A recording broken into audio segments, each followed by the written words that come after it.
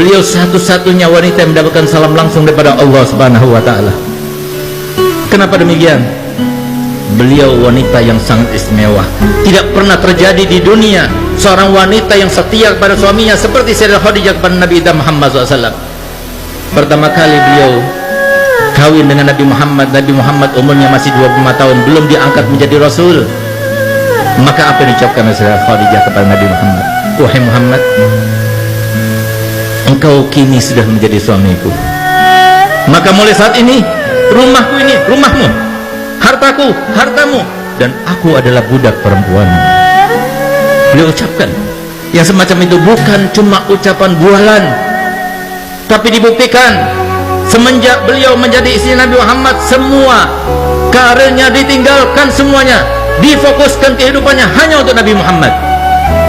Nabi Muhammad diberikan harta yang banyak, diberikan ini, sodakokan, dipinjamkan, silaturahmi, sampai ketika Nabi Muhammad diangkat menjadi seorang Nabi dan Rasul, beliau sudah tidak punya. Sampai suatu waktu di sela-sela dakwahnya Nabi Muhammad SAW, beliau pernah ketika masuk ke rumah Sayyidatuna Khadijah, Sayyidah Khadijah sedang menyusui Sayyidah Fatimah. Begitu dia melihat, tertegun matanya. Karena apa? Ternyata air susu yang diminum oleh Sayyidah Fatimah berwarna putih bercampurkan merah. Kenapa? Karena beliau sekeluarga Nabi Muhammad dan Sayyidah Khadijah dan Sayyidah Fatimah tidak makan 3 hari 3 malam, sehingga tidak keluar lagi air susu yang berwarna putih. Di saat itulah Nabi Muhammad SAW meneteskan air mata, tertegun. Tapi setelah itu, seperti kebiasaannya, setelah selesai Sayyidah Fatimah diletakkan tidur, maka Nabi SAW seperti biasanya tidur di atas pangkuan Sayyidatuna Khadijah. Ketika dia tidur terlelap, tiba-tiba Sayyidah Khadijah meneteskan air mata yang menyebabkan Nabi Muhammad bangun karenanya. Ketika dia bangun, dia melihat Sayyidah Khadijah dalam keadaan menangis. Maka dia tanya, "Wahai Khadijah, engkau menyesal karena telah mengawini aku?" Apa jawabannya? "Tidak, wahai kekasihku. Tidak, wahai kekasihnya Allah. Aku menangis karena dulu waktu aku kaya, karena dulu waktu aku berpengaruh, karena dulu waktu aku punya, aku kerahkan semua yang aku punya untukmu, untuk dakwahmu. Sekarang aku tidak punya apa-apa. Aku membantumu, aku tidak punya apa-apa. Kalau penyesalan itu ya Rasulullah, kalau engkau anggap aku menyesal karena telah mengawinimu, dengarkan perkataanku. Kalau seumpama aku sudah meninggal dunia, sementara engkau masih membutuhkan biaya, engkau tidak mendapatkan biaya itu, galilah kuburanku, ambillah tulang belulangku, rakitlah, gunakan untuk sampanmu, untuk jadikan sebagai rakitmu, untuk perjalanan dakwahmu. Kalau engkau mau, pergilah ke pasar, juallah, dan hasil penjualannya kau gunakan untuk biaya dakwahmu." Sayyidah Khadijah bukan cuma bualan saja. Sampai detik-detik akhir umurnya, ketika beliau dalam keadaan sakaratul maut, yang bahkan beliau tersenyum pun sudah tidak bisa, yang dengan kesaksian Nabi Muhammad dan sumpahnya Nabi Muhammad, "Demi Allah, seumur hidupku aku tidak pernah melihat Sayyidah Khadijah melakukan suatu tindakan, mengucapkan suatu ucapan yang membuat hatiku risau dan galau karenanya.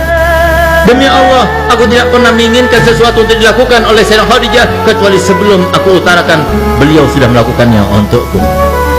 Beliaulah ketika beliau dalam keadaan menanggung rasa sakit yang luar biasa ketika sakaratul maut, maka beliau meneteskan air mata di depan Sayyidatuna Fatimah dan Sayyidatuna Ummu Kulsum yang hanya berduaan yang menjaganya Sayyidah Khadijah.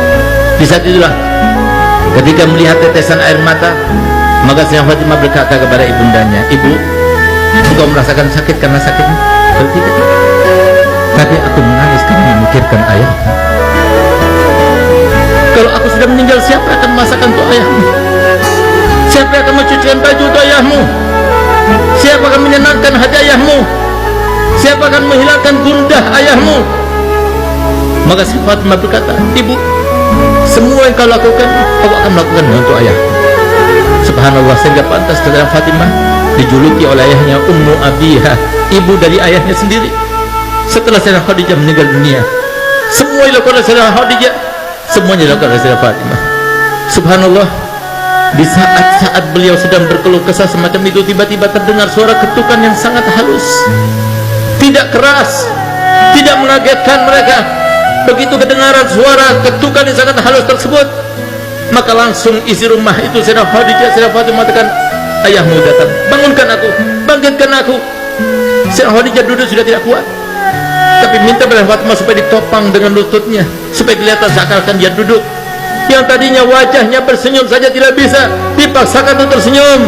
Sehingga ketika Nabi Muhammad datang melihat Sayyidah Khadijah dalam keadaan semacam itu, dikiranya oleh Nabi Muhammad Sayyidah Khadijah dalam keadaan sudah baik, sudah enakan. Maka Nabi Muhammad, kalau begitu aku akan meneruskan dakwahku. Dia keluar kembali. Setelah keluar beberapa langkah ke depan, tiba-tiba Sayyidah Fatimah membuka lagi pintunya dan memanggilnya, Abah, Abah, ibu sudah meninggal dunia. Sampai detik-detik akhirnya tidak mau melihat Nabi SAW dalam keadaan risau. Inilah akhlak ahlul bait. Ini akhlak yang diajarkan Nabi Muhammad SAW kepada anaknya, kepada istrinya. Semuanya berkorban untuk apa? Meraih ridhonya Allah.